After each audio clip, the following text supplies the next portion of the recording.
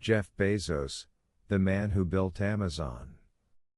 If you enjoy the content, please consider subscribing and liking the video. It truly helps the channel grow.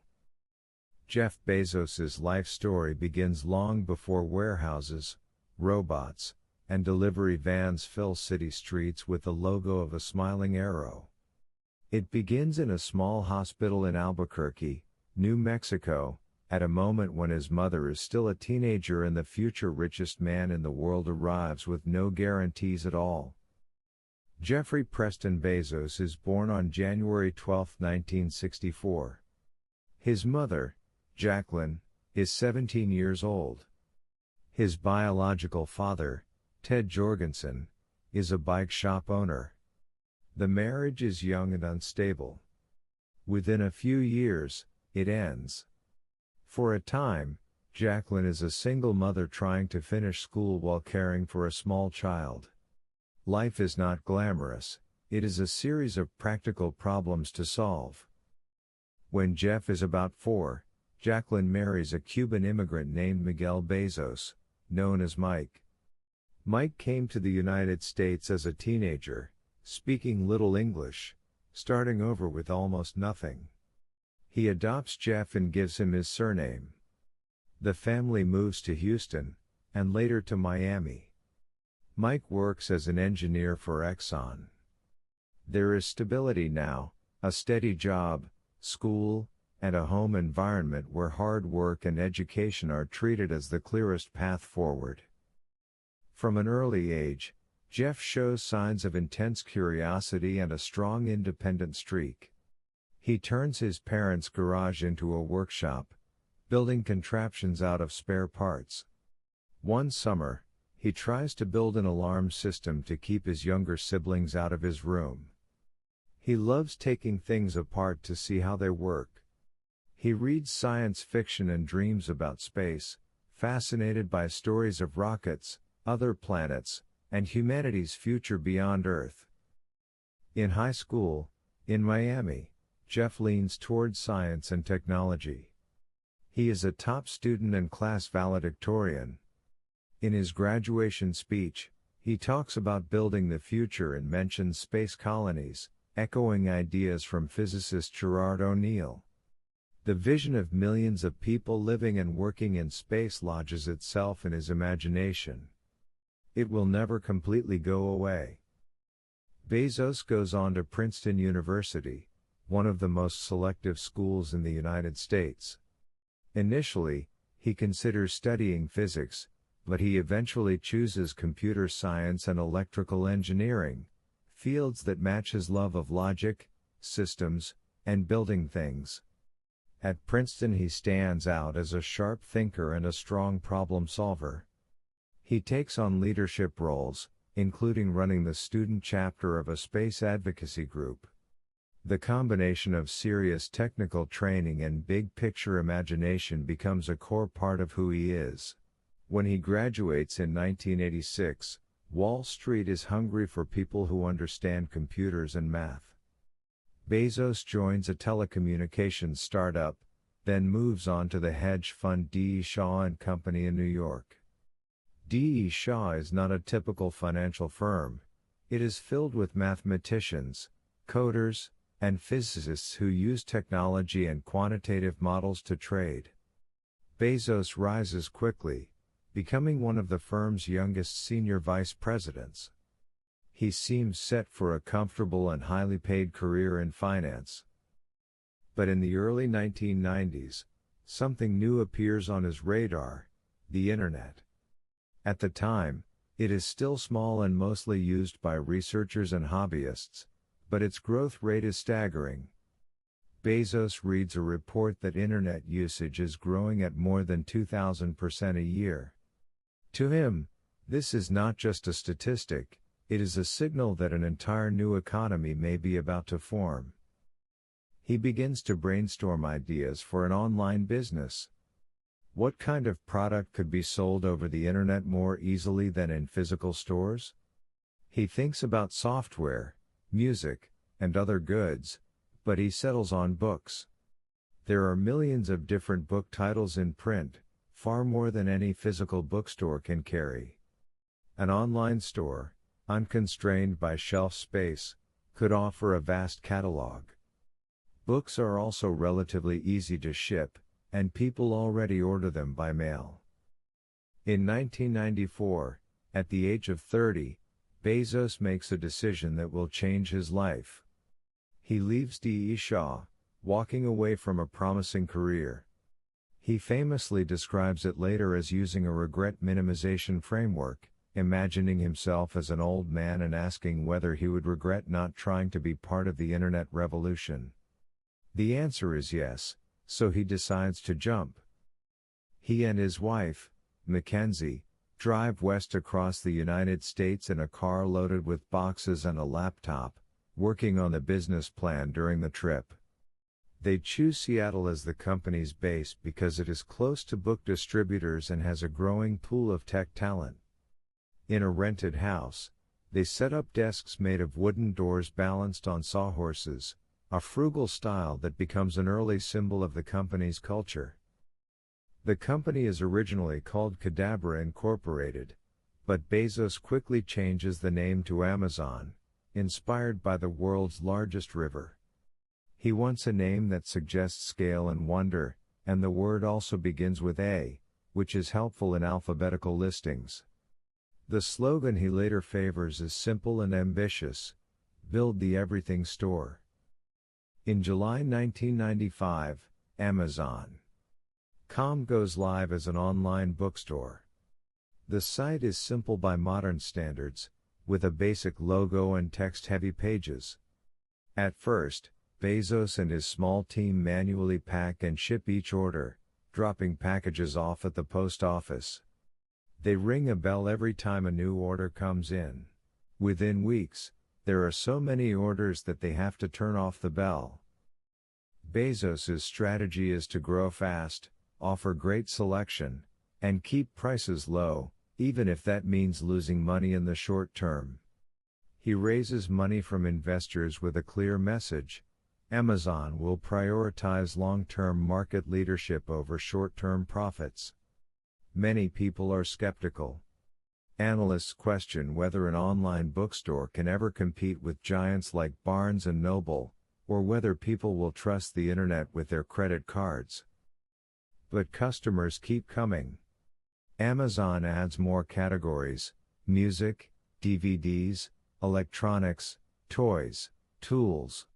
The company invests heavily in warehouses, fulfillment centers filled with shelves, conveyor belts, and sorting equipment. The operations side of the business becomes a huge technical challenge: how to move millions of different items quickly and accurately around the world. In 1997, Amazon goes public. The dot-com boom is underway, and investors are eager to bet on internet companies. Bezos appears on magazine covers as the face of a new kind of retail.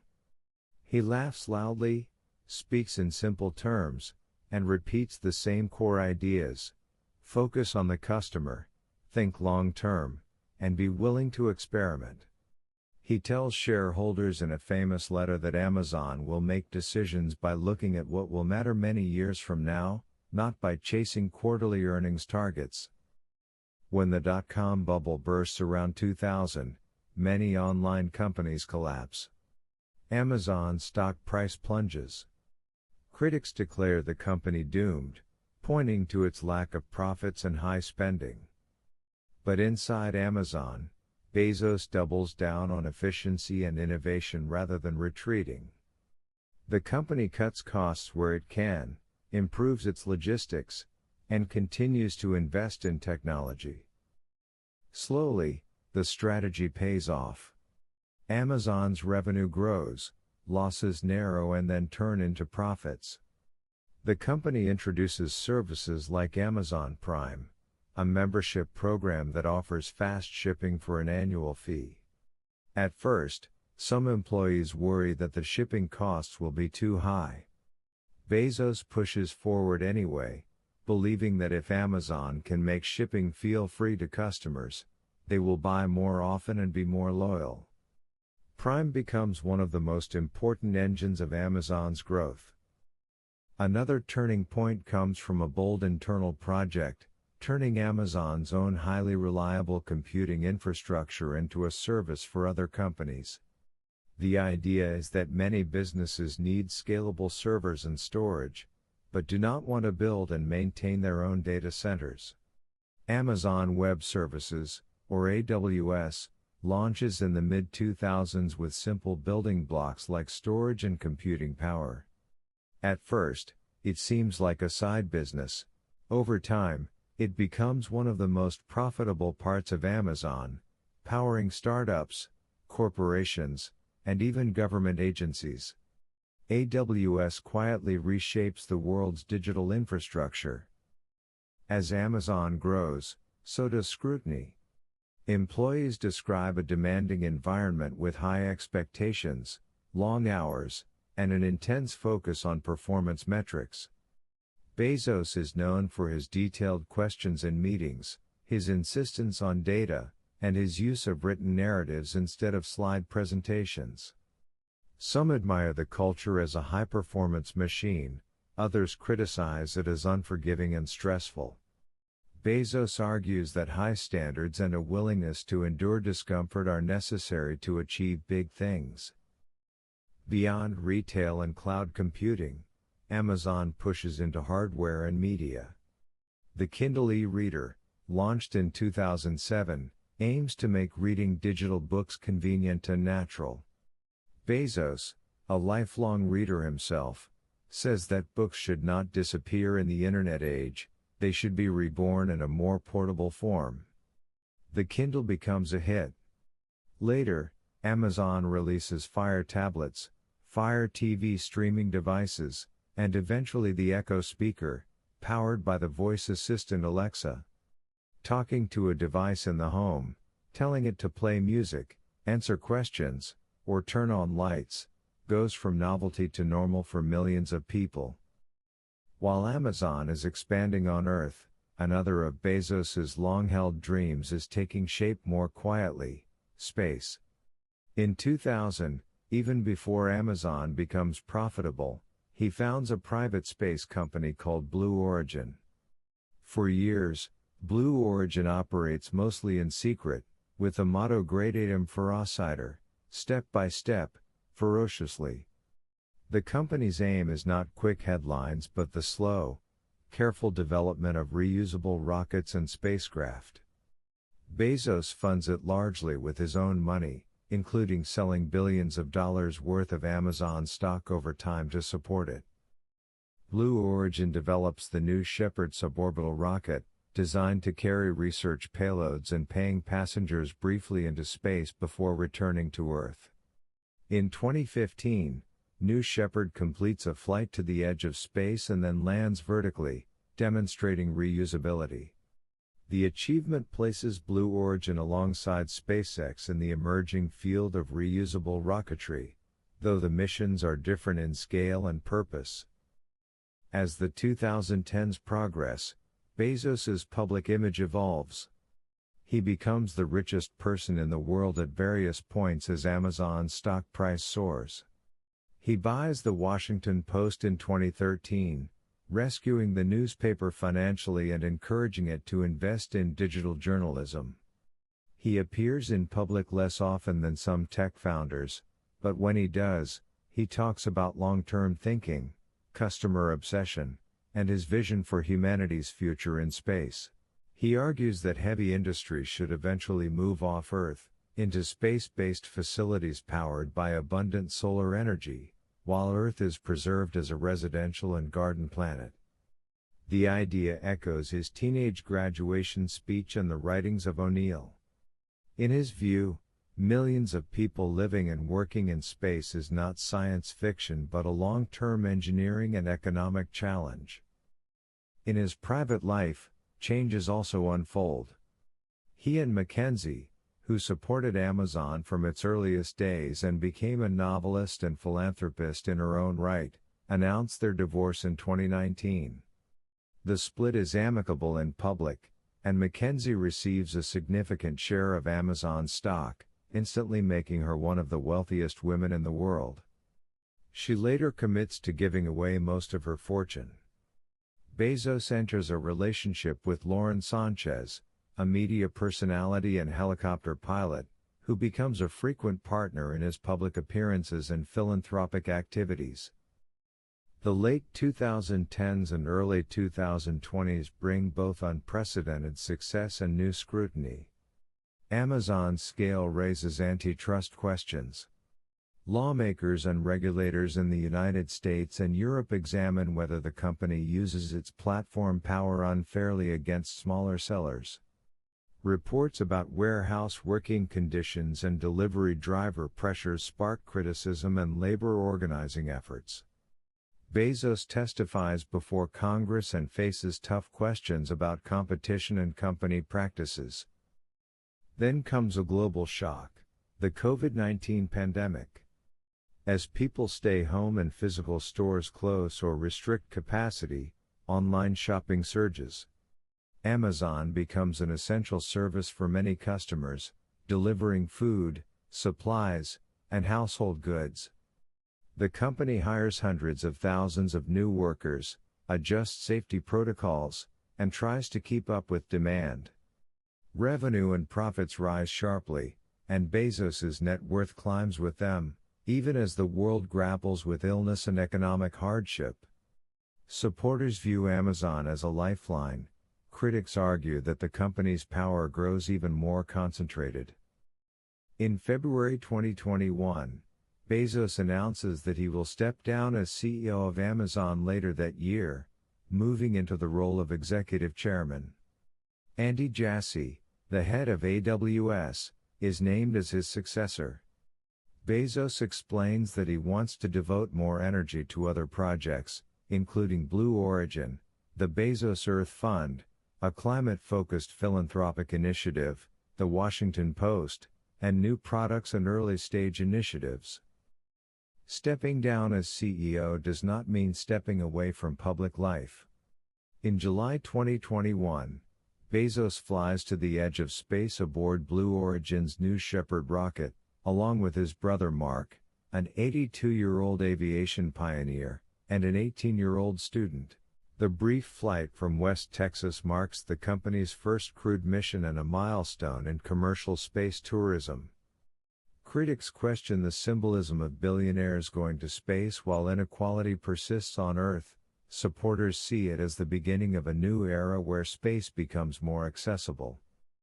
Blue Origin continues working on its larger rocket, New Glenn, designed for orbital missions, and competes for contracts in NASA's Artemis program, which aims to return humans to the Moon. After initial setbacks in landing certain contracts, Blue Origin later wins important roles in lunar lander development. The rivalry between Blue Origin and SpaceX becomes a recurring storyline in space politics and technology, though Bezos insists that the real competition is the challenge of making space more affordable, not one company against another. The Bezos Earth Fund, launched with a pledged $10 billion, begins making substantial grants to environmental organizations, scientists, and projects focused on climate solutions, conservation, and climate justice. Bezos emphasizes that climate change is a threat that requires both political action and technological innovation. He frames his philanthropy as a way to protect the one planet we have while his space ventures work to open new frontiers. By the mid-2020s, Jeff Bezos's life has moved into a different phase. He is no longer the day-to-day leader of Amazon, though he remains a powerful figure as its executive chairman and largest individual shareholder. He spends more time on Blue Origin, philanthropy, personal projects, and public appearances with Lauren Sanchez. He invests in housing initiatives, cultural projects, and innovation hubs in places like Washington, D.C., and Virginia, where Amazon's second headquarters is being developed. Physically, he looks different from the thin, nerdy figure of the 1990s. Photos show a more muscular, tan Bezos, often wearing fitted shirts and sunglasses on yachts or at events. The internet, always hungry for memes, contrasts the before and after images. For some, this marks a midlife reinvention, for others, a distraction from more serious questions about his influence and responsibilities. If you watched his life as a documentary, the scenes would shift from a young man in a car driving west with a laptop and dreams, to early Amazon warehouses with people taping boxes on door desk tables, to vast fulfillment centers humming with robots and conveyor belts. They would cut from quiet offices where AWS is quietly designed to the spectacle of a rocket lifting off into the blue Texas sky. They would include Senate hearings, climate conferences, newsroom meetings at the Washington Post, and strategy sessions at Blue Origin. Through all these settings, a few themes repeat. Bezos is relentless about long-term thinking. He is famous for saying that at Amazon, they are working on things that will not pay off for several years, and that today's results are the product of decisions made years ago. He focuses on customers as a guiding star, arguing that if you take care of customers, everything else will eventually take care of itself. He willingly accepts criticism and short-term unpopularity in pursuit of his chosen direction. He is also drawn to very big scales, Earth's entire retail system, the global cloud computing market, the planet's climate, the future of humanity in space. Small goals do not seem to interest him. Whether he is praised as a visionary or criticized as a symbol of inequality and concentrated power, he rarely responds emotionally in public. Instead, he keeps returning to a few core stories about innovation, risk, and the duty to use resources to build for the future. By 2025, Jeff Bezos stands as one of the defining figures of the digital and commercial age. Amazon shapes how hundreds of millions of people shop, read, and watch. AWS underpins much of the modern internet. Blue Origin is still in the early stages of its long-term mission but has already sent paying customers to the edge of space and secured a place in the unfolding story of returning humans to the moon. The Washington Post continues to play a prominent role in American journalism. The Bezos Earth Fund directs vast resources toward addressing climate change. How history will ultimately judge him is not yet clear.